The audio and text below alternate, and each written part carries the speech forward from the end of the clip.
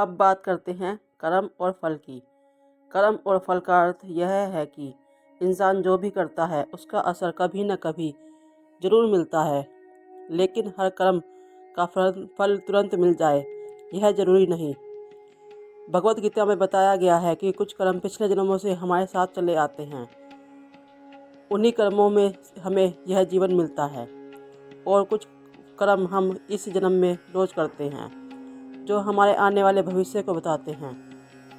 कई बार हम देखते हैं कि ईमानदार और अच्छे लोग दुख में रहते हैं, जबकि गलत काम करने वाले लोग सुखी दिखाई देते हैं, लेकिन यह केवल ऊपर से दिखाई देता है।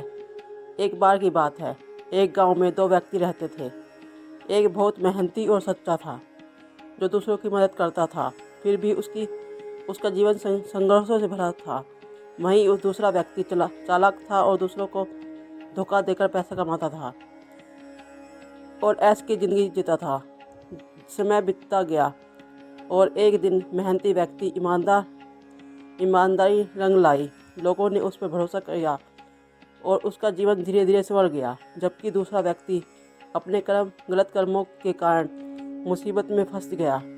उसे हमें समझ आया कि जैसे आम का बीज बोने पर फल तुरंत नहीं मिलता, बल्कि समय के बाद मिलता है, वैसे ही कर्मों का फल भी सही समय पर मिलता है। कर्म कभी ख़त्म नहीं होते, लेकिन अच्छे कर्म, सेवा, भक्ति और ईश्वर का विश्वास से उसे बुरे प्रभाव को कम कर किया जा सकता है।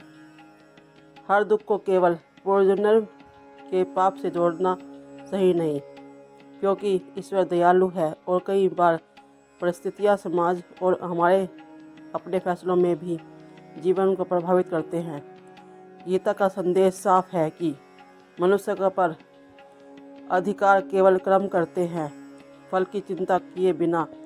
अगर हम सच्चे मन से अच्छे कर्म करते रहे तो न्याय जरूर होता है, भले ही देर से हो। राधे राधे।